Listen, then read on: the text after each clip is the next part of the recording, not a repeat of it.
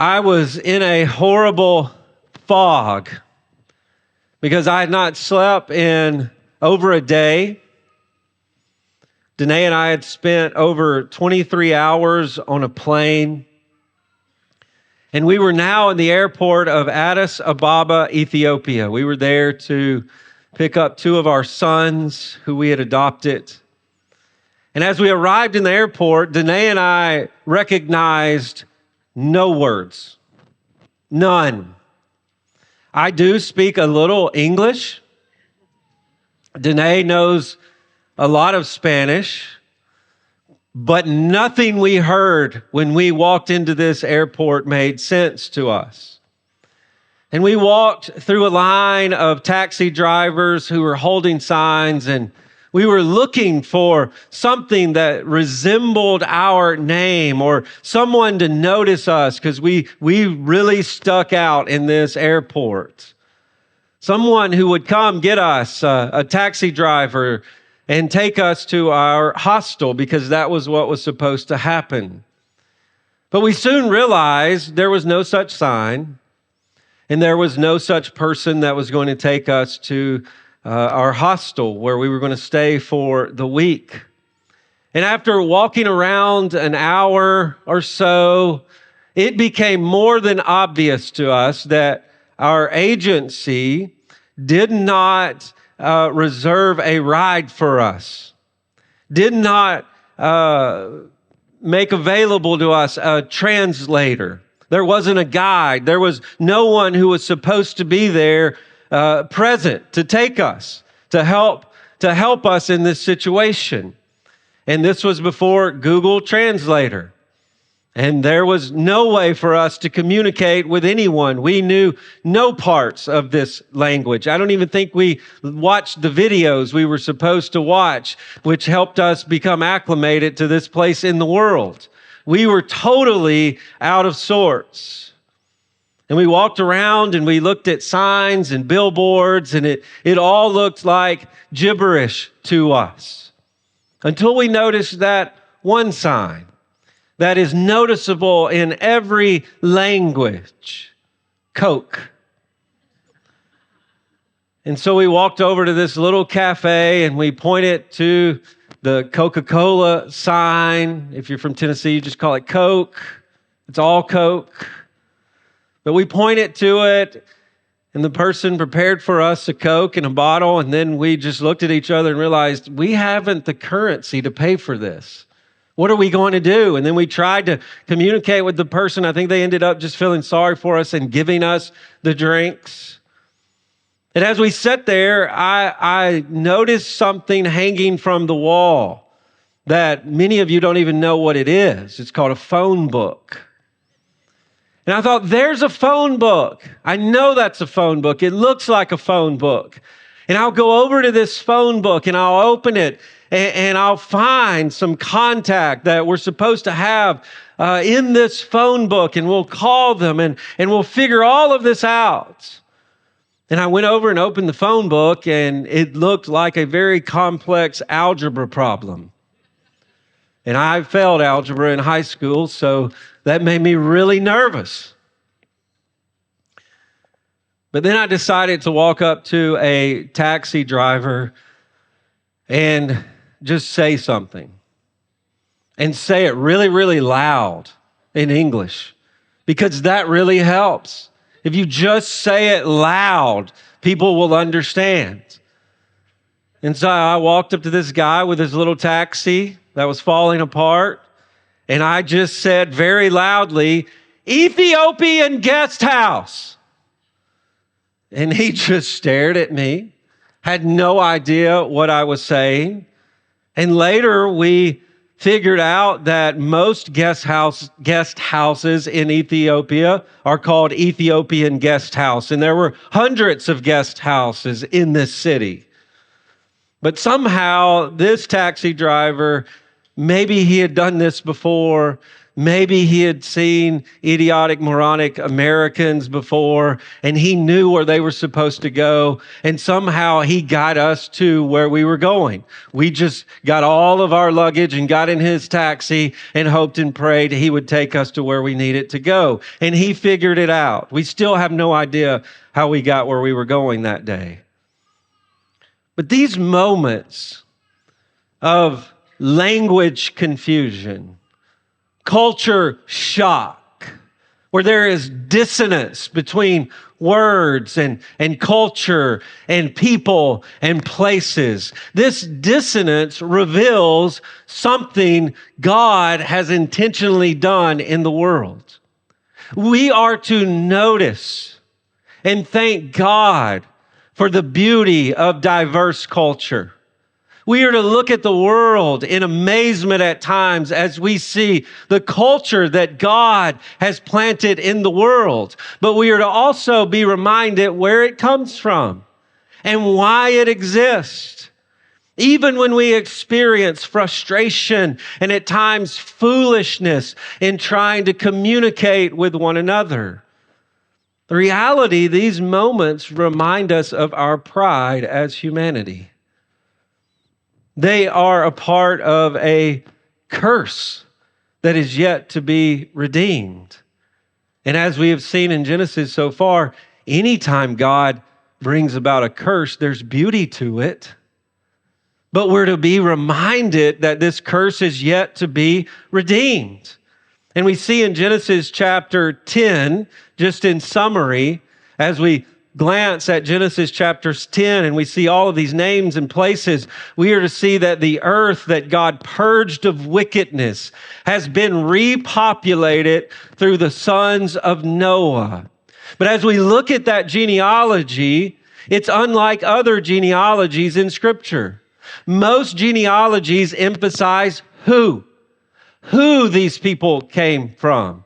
Here, Genesis chapter 10 emphasizes where the descendants of Noah began to live.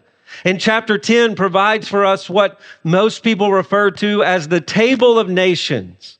70 nations that kind of serve as a context, kind of serve as a map for the rest of the Bible's history. And just in summary, in Genesis chapter 10, the world is divided into 3 different quadrants. We're going to talk more about it next week.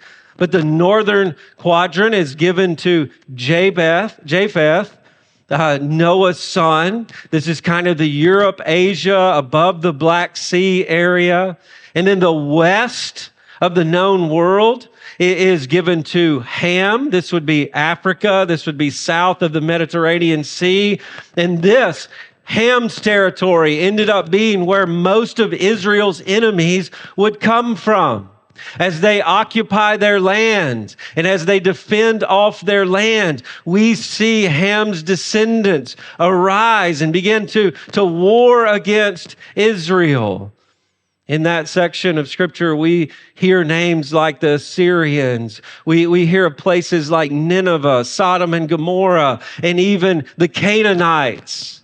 And this would have been the land of Canaan that Israel was to occupy. But the only outlier in the area where Ham occupied is a place called Babel, which eventually will be Babylon. This was in Shem's territory, which was the lower right, what we may know today as Saudi Arabia, east of the Red Sea, west of the Persian Gulf. But as we look at all of these territories and we think and how all of the peoples of the earth are spread into all of these locations, chapter 11 tells us why, how they got there. And it was the judgment of God. We see the nations spread all over the face of the earth. And the question is, how did they get here?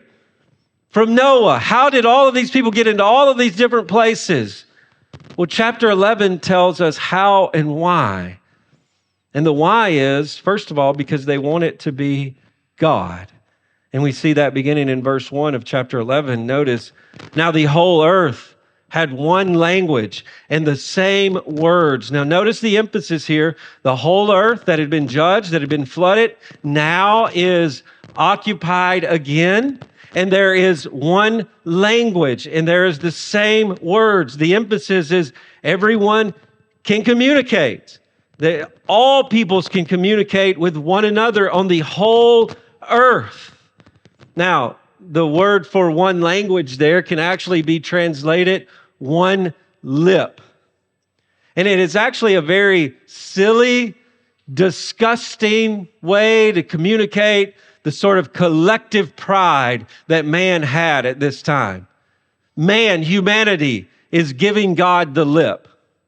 It is mouthing to God about how great he is. And notice verse 2. And as the people migrated from the east, they found a plain in the land of Shinar and settled there. Now, this area would eventually be known as Babylon, modern day Iraq. But notice the phrase, as they migrated from the east. And one of the things that we've learned in Genesis is to move east, is to move from the garden, is to move from God in his presence. And so when we hear someone moving east, we're to know this isn't going to be good. They're moving away from God. But what's interesting about this area of Shinar is that it's actually close to where the Garden of Eden was expected to be. Notice that this area is in between two rivers, the Tigris and Euphrates River, which is mentioned in Genesis 3. And remember in Genesis 3, God had provided Adam this garden with all of these rich resources. And these two rivers, this place is actually mentioned as a place of provision of God. And so in a place that God created man to be and provided for man, notice what man says in verse 3. In this almost same place as the garden, just east of it, remembering God's provision, notice verse 3. They said to one another, "Come, let us." Now, where have we heard that before? "Come, let us make bricks and burn them thoroughly." Where have we heard, "let us"? Well, we heard God when he created everything said what? "Let there be light." And then when God was creating man, what did he say? "Let us make man in our image." And so we notice immediately that man is talking like he's God. Man is talking like he is a God. Let us make bricks and burn them thoroughly. He is collectively talking like God, and he's going to begin to try to act like God. Let us make bricks. Now that's immediately a sign to us that he's not God. God created out of nothing. Man must take something that already exists and make it and fashion it into what he wants it to be. But notice he says, let's burn them thoroughly. And they had brick for stone. This was better than just rock. The man has come up with some new technology to make better stone. And notice bitumen for mortar. And the translation here is actually slime. He is able to make something that's better than what God has created in the stone. He is to take something that is more firm, and he's going to be able to, he thinks in his mind, build something better than God built. In the same place the garden was. He's going to build something better in contrast to what God did. But even in the making of the bricks, there is a reversal in how God made man. Remember, God shapes man from what? The dirt, from the earth. And here man is going to take the dirt and he's going to burn it. He's going to actually do the reversal of what God did. He's going to take life from the bricks And the point here is that apart from God, man is only capable of moving around lifeless bricks that end up being of no value. You know how significant that's going to be for Israel? Because there's going to come a day when they're burning bricks for a man, a Pharaoh, and they're building these great pyramids and these kingdoms. And they are to remember that this Pharaoh who thinks he's God, who is sucking life from us, is no God. No, our God creates from nothing, and our God gives life. But here in this context, man thinks he can build something better than what God has provided. And this is the heart of his pride. In the same place God formed man, in nearly the same process he formed man, man thinks he can be God and do something better. Now, there is a pride in all of us that thinks the good things that we've done, the successes that we've had in life, we did that. Deep down in all of us, I did that. I accomplished all of those things. And if it weren't for me, then this would not have happened, and the people around me wouldn't be so blessed. There's that pride in all of us at times. But the pride here is much more drastic. And it's the pride that we struggle with a lot. And it is the pride not just that I am God and I did all this, but I should be God. I should be God. That is what man is saying here. We should be God. Well, we can do better than God. And that is at the root of your worry and discontentment right now in whatever circumstance you're going through. It's pride. That worry and discontentment is about you. You want to be God. And you're looking at your life and you're saying, if God had just given me the materials, if he had just given me and put me in charge and given me the keys to this thing, I would have done a lot better than God. I could have made something a lot better. But God knows all you would make is lifeless bricks. You're thinking, if God would have just let me do what I wanted to do, I would not have ended up in this lot in life. And some of you are looking at situations with others right now, and you're saying, if God would just let me control them, and they would just do what I want them to do, then the world would be a better place. And there is a pride in all of us that wants to be God. And here we're seeing man competing with God. He wants to be God. But notice, he also wants God to serve him. Notice verse 4. Then they said, again, come let us build.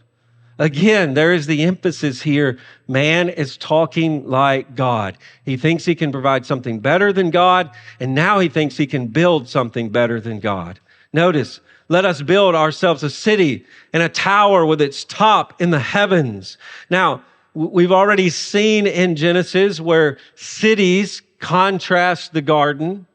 As soon as Cain is cursed and banished, and God says, you're going to be a wanderer and a nomad, what does Cain do? He goes and builds a city.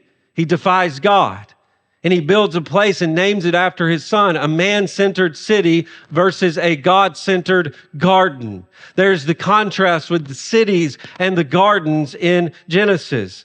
And cities, the emphasis, are built by man. You look at cities and you immediately see man's achievements. You see the skyline, you see the billboards, you see the security and the gates and the walls. Cities emphasize man's achievements. But notice this city is going to have a tower.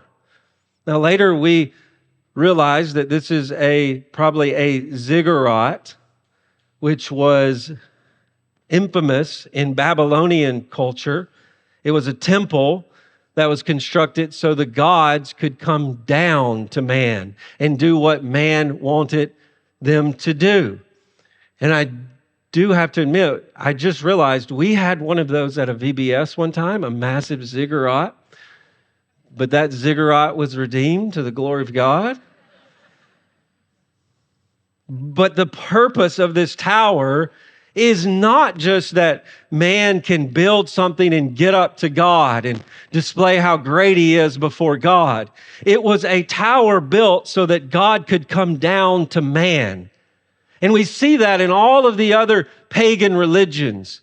All of the other pagan gods that Israel is going to interact with, their gods were mere local house pets, sort of mascots who existed for the good of their people, to bless them and defeat their enemies and do whatever this group of people wanted them to do. But this is not the God of the Bible. This is not Yahweh. And so here, man is engaged in pagan worship that only the pagans would exist in.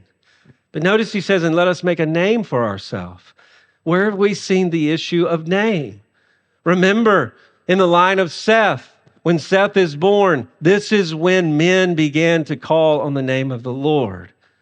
Instead of the man-centeredness, there was a God-centeredness to this. The name and fame of the Lord, looking to the Lord. But here, man's going to make a name for himself. And what is so audacious about it, he is actually saying, let's build a tower where God has to come down and call on our name. Where God comes down and does what we want him to do. Like a little mascot. Like a little rabbit's foot. Like a little house pet. This is what they're trying to do to God. Here, man is trying to make a place in opposition to the garden where God comes down and does whatever he wants to do. And notice he does this in defiance to God. Lest we be dispersed over the face of the earth. This was God's plan, to fill the earth, to be fruitful and multiply. But man says, we're not going to do this. We're going to stay here and build a name for ourselves. Now, we all struggle with exalting ourselves in pride.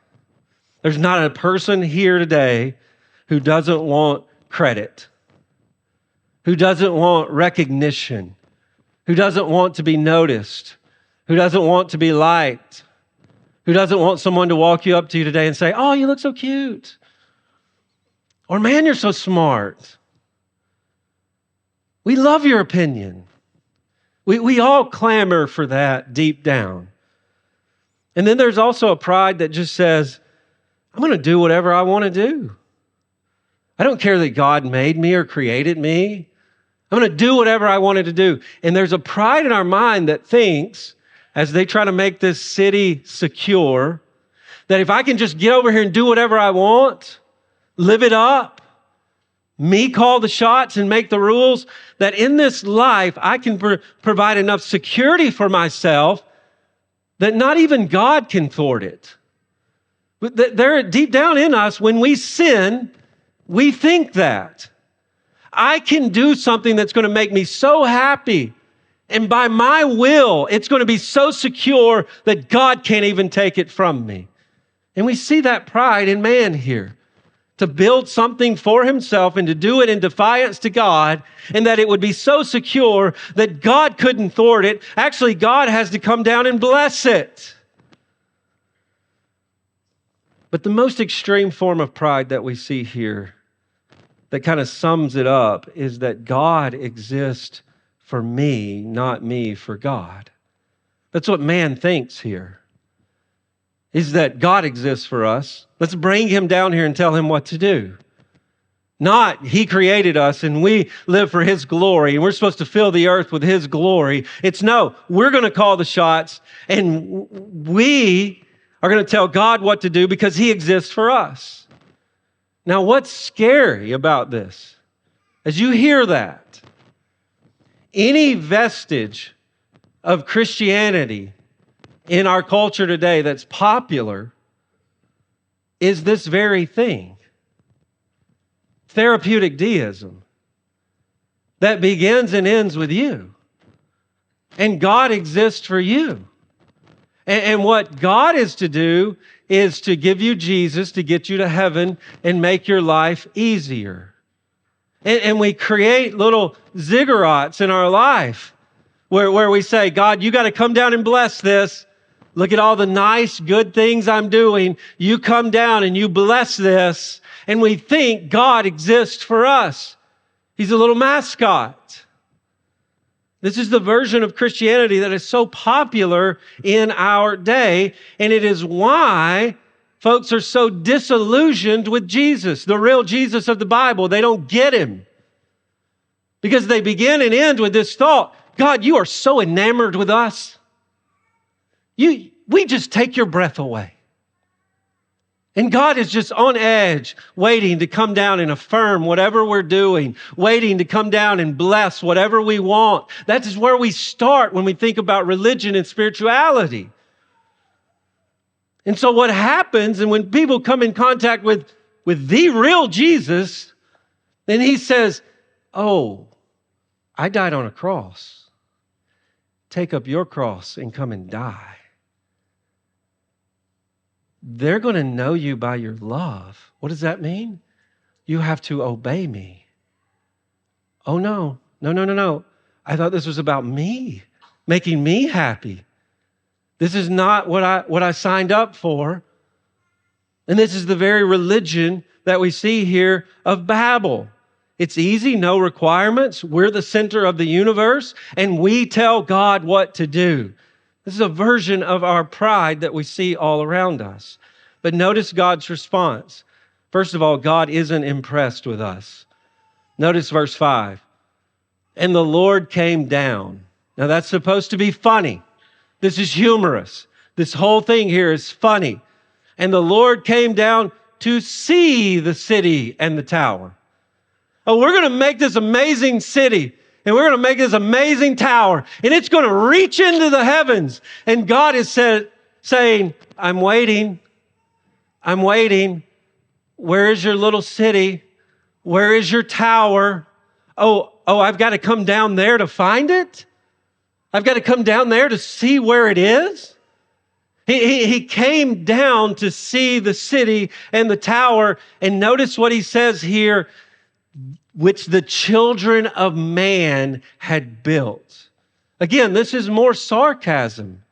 The children of man. Little bitty children playing with tinker toys. Some of y'all don't even know what that is. Little toys. Building things. And you've supposedly constructed a city and a tower that is so great and magnificent, and I'm supposed to come down and occupy it. Oh, you're little children. Verse 6. And the Lord said, behold, they are one people, and they have all one language.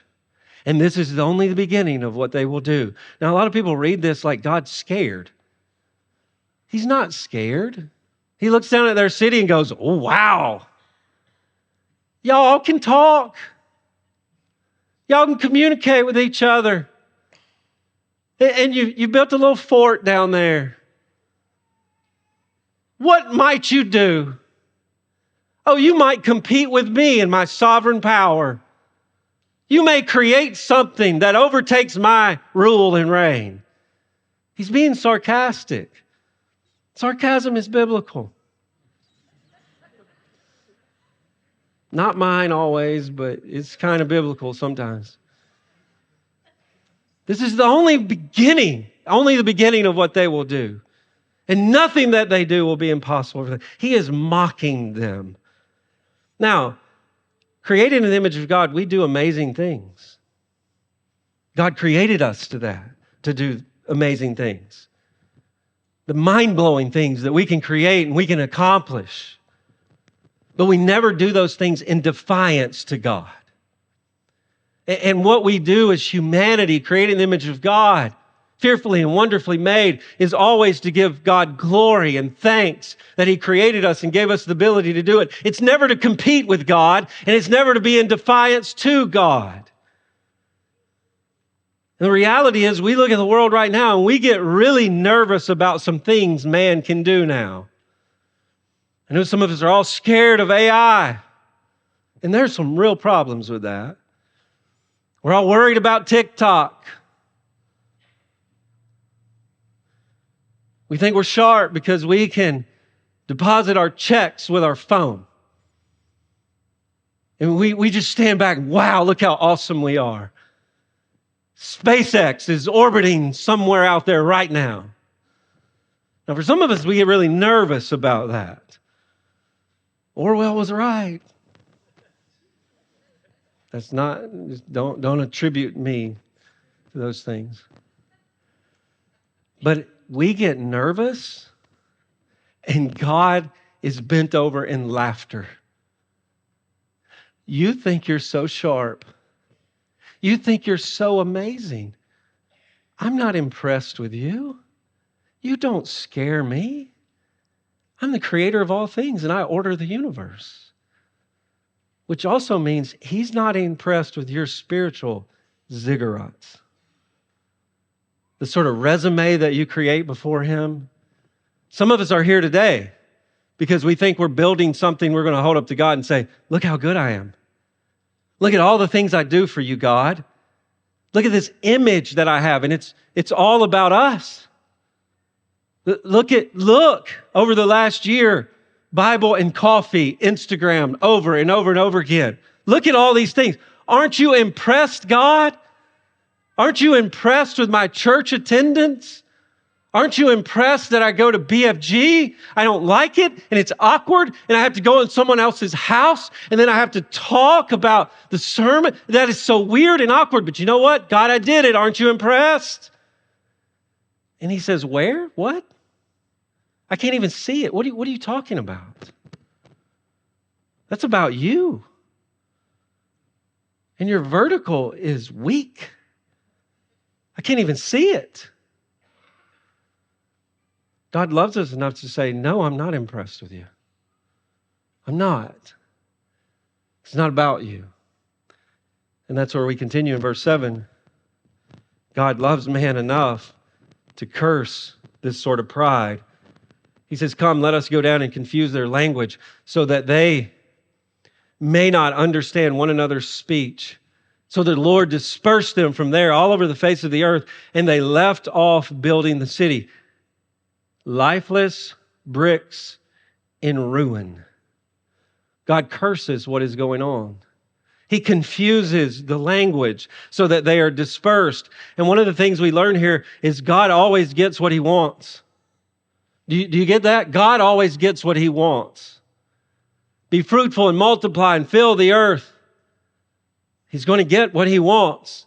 Even in the book of Acts, Christians are huddled up in Jerusalem. And what does God do? He sends persecution that sends them to the ends of the earth with the gospel. God's glory is going to reach the ends of the earth, even if he has to make it happen through curse that we see here. And this curse causes the nations to spread out and alienate. And we're going to see throughout the rest of the Bible, even war against each other and hate each other. There's going to be racism and war, confusion, division, dissonance between cultures from here on out. And it's hard and it's difficult and it's frustrating. Many of the problems of our world right now began here. But it's also grace. Because it's a cursing of pride. And God minimizes man's collective pride here. Even if he makes them look like fools, which we see in verse 9. Therefore, its name, the name of this place was called Babel. Now, the word just means unintelligible communication, unintelligible speech. Why? Because the Lord confused the language of all of the earth. And from there, the Lord dispersed them over the face of the earth.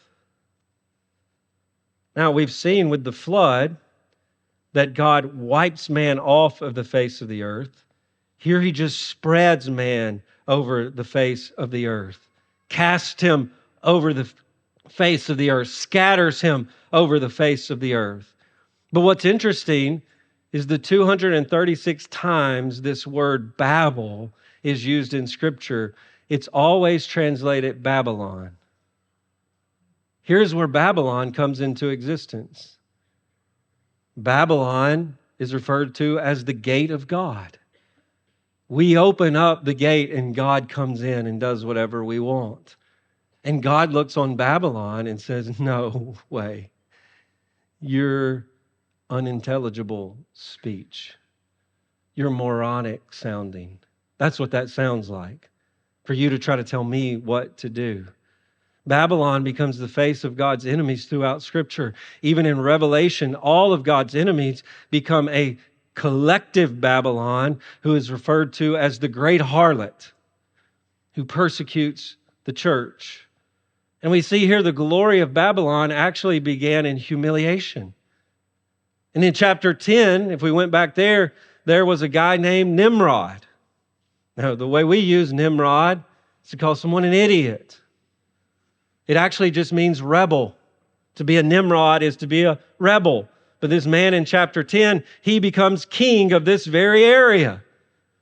And the point at this point is to be a rebel, to be a prideful rebel against God, is to be a Nimrod, whose plans God will make babble. For you to oppose God is to be an idiot, and God will make you look like a fool. It's that serious. God loves us enough to tell us that, right? Sometimes I look at the news and think, this is what God has done to us as a country. We look at the division and we look at the confusion and we see leaders babbling. That's what we see. And I'm talking about from both sides of the aisle. Just babble. Silly. You think, this is the best we got? This is the best we can do? And what we see is a people who are just flaunting their sin in the face of God. We're going to do whatever we want. And we're going to determine the rules. And we're going to say what's right and what's true. And we're going to determine it all. And God, you got to come down and bless it. And God says, you know what I'm going to make you look like? One big clown show. You look like a bunch of fools. That's what we see going on all around us, but that's what we should apply to our own life. When you say, I'm going to be God, you are like the little boy who says, I'm going to be the man around here. And he puts on his father's clothes, little bitty boy, and he walks around, and guess what? His father's clothes don't fit him. And he looks like an idiot and a fool. And that's what we look like when we try to be God, because we mess it all up. And we look like clowns. And that's what God has made man in his pride here. And so the point is, humiliate yourself before God. But one of the most amazing things that we see about this story is from this point on, from Genesis chapter 12 all the way to Revelation, the end of the Bible, God's mission is to redeem what happens here. This curse is folded into his glory. The curse of sin ultimately will be reversed. And where there is death, there will be life. But here's the thing about Babel. Babel will not be reversed. Babel will be redeemed to the glory of God. Because in heaven, there's not one culture. In heaven, there's not one language. In heaven, there are many languages. And the pride of Babel ultimately fills the city of heaven with the glory of Christ. This is the beauty of God here in this curse, that he will redeem it for his glory. He will make something magnificent and glorious and beautiful through man's pride and sin. The one lip of pride becomes a multitude of every language that is singing, worthy is the Lamb, worthy is the Lamb. And man will finally, in every language, from every tribe, every tongue, say, no, we're not God. Jesus, you're the only one who deserves to be high and lifted up. And it is your name that must be exalted. We see this promise break in at Pentecost. We look at Acts chapter 2, and the gospel is being preached in the streets of Jerusalem. And as the gospel of this glorious King who is back from the dead, Jesus, is being preached, the nations are gathered there, and they begin to hear the gospel clearly and plainly in their own tongue.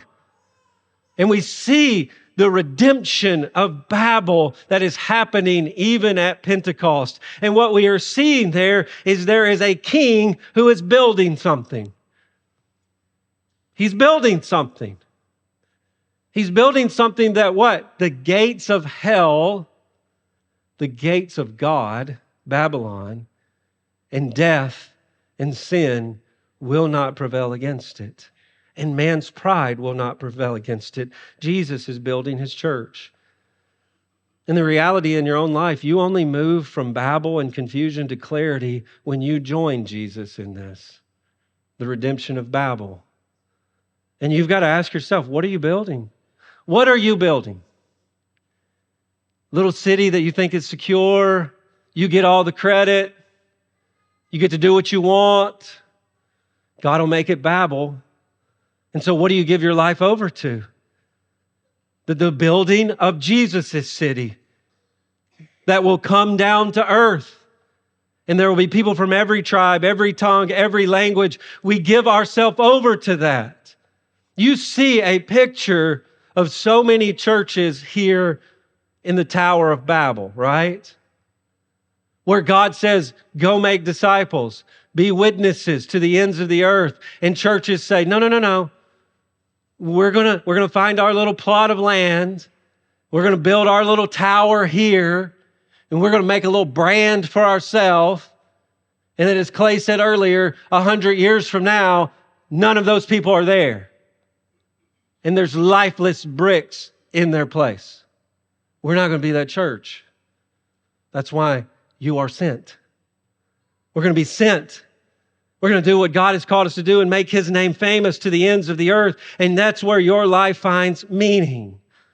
But where does it start? Well, the height of man's pride is not the Tower of Babel. There's another tower constructed outside of his city, Jerusalem. Tower of wood. And the height of man's sin is displayed as he doesn't just tell God what to do. He kills God, crucifies him. It is the cross is where we see the height of man's sin, but also the cross is where our personal pride is crucified.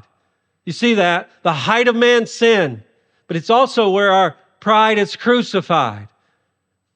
Because the height of man's sin, we see the power of God because he flips it, because as man is executing him, displaying his pride, we'll do whatever we want. We'll crucify God. God uses it in his power and his wisdom to save man from his pride and sin. It's mind-blowing that God takes the height of our pride and he displays his glory in mind-blowing ways. And if you are a prideful person like me, and you want to stop speaking Babel, you go to the cross. You go to the cross and you say, I can't be God because I can't provide a cross and resurrection. I can't build anything like that. I can't be God because all of my righteousness is lifeless bricks, amounts to nothing. But at the cross, Jesus died for my sin. Perfect God, under the infinite wrath of God, payment for my sin. And Jesus lived a perfect life for me. And you come to the cross and you say, that is what my sin looks like. And that tells me God's not impressed with me. But guess what? He's impressed with Jesus. And he loves Jesus. And that crucifies your pride. Not impressed with me, he's impressed with Jesus. And so I look to Jesus. And this is where we begin to live humbly before God, is at the cross, because I can't fix sin and death. Only Jesus can. And for those who would look to Christ and look to the city that he is building, one day we'll arrive in that city. And we will hear thousands, not just a few different languages, thousands, the Bible says, Revelation, multitudes. That sounds like roaring water of all of the languages in heaven. And they will be unrecognizable to us now if we heard them. They would be babble. It would make us very frustrated. The noise, the chaos, the dissonance, if we heard them all now. But because the many words will be redeemed by the one word who took on flesh and was slain for sin, on that day, nothing will have ever made more sense to us when we hear worthy is the Lamb.